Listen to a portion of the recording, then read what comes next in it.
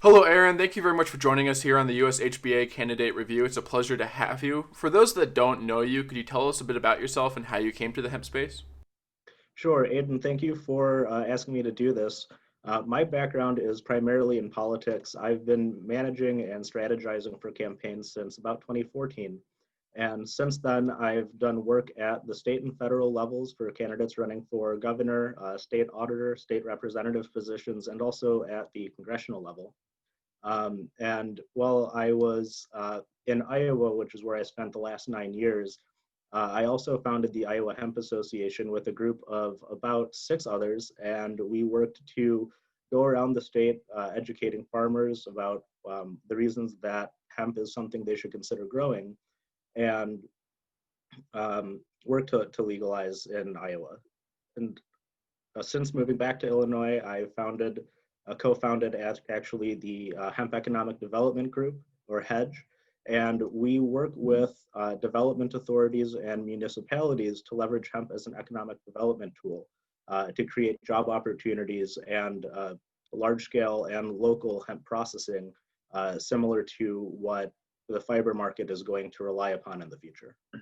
Absolutely. Wow. That's a very interesting background. Not only do you know what the constituents want, right? Because, I mean, that's very important if you're trying to kind of get the stuff moving, especially since hemp is so focused on policy right now, right? We want to get all the regulations in place, right? If you're growing corn, it's not illegal for you to not grow corn, right? Or for you to grow corn potentially, unless you have licensing. Whereas hemp, if you're not growing hemp and you're not in the industry, it's illegal for you to grow it. So there's a lot of policy that needs to change. And so it's very important not only to know what the politicians want, but also what the constituents want.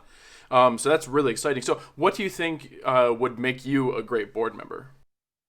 So I think the biggest thing that would make me a great board member is that I'm a pragmatic person. And on boards, there's a lot of strong personalities and a lot of a diverse array of ideas that you need to work with. And in order to successfully drive an organization toward its mission and accomplishing its vision, um, being able to work with people not only on your own ideas, but taking what they're offering and seeing where it might not work for one reason or another, but somebody else has an idea that might make this first idea work, whereas before it wouldn't. That's something that I come to from my political experience. And now working with Hedge, we really work in complement to what the USHBA is doing by way of we're working to build the processing infrastructure that hempcrete is going to rely upon, or that the industry is going to need to rely upon for hempcrete. And there are others doing this too, but this is what we work on. And I have a passion for hemp and teaching others about it and how it can be used to benefit their local communities and improve lives. And I think that hemp is more than just CBD, and people are enamored with that right now.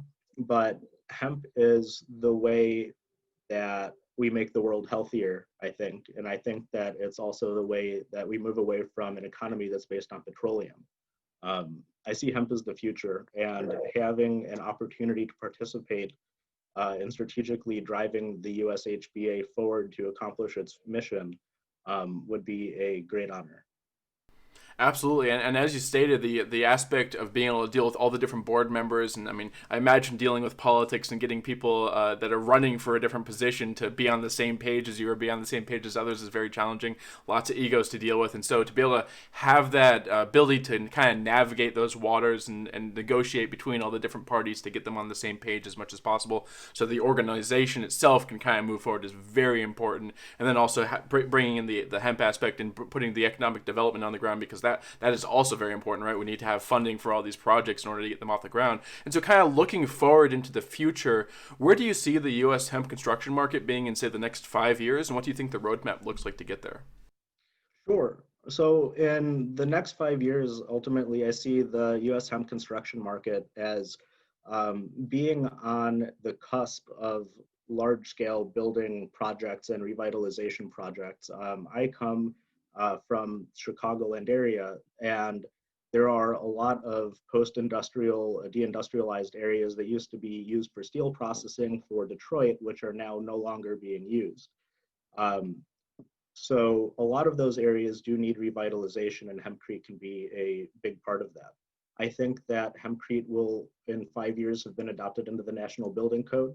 And I think that companies are going to be competing to create the prefabricated kind of materials that you can find in the store today. Um, that will ultimately leave hempcrete homes to be built not just by people in the industry or people who have a lot of familiarity with hemp or who are activists, but it'll be a more commonplace kind of thing.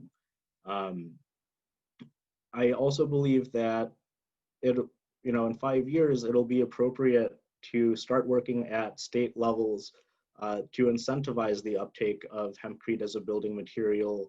That might look like working to put in tax incentives of some kind to incentivize homeowners to use hempcrete and other carbon neutral or carbon sequestering building materials in their home repairs or renovations. And it would also, I think, be appropriate to start working for there to be a requirement that all new residential and commercial construction use carbon sequestering rather, and carbon neutral building materials like hempcrete for above ground portions of the new construction.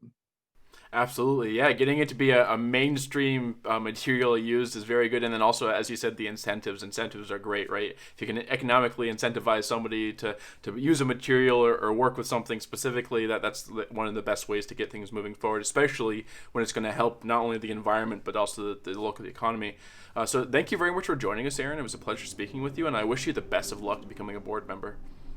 Thank you very much for taking the time to speak with me, and I very much look forward to everything and the opportunity in tonight's forum.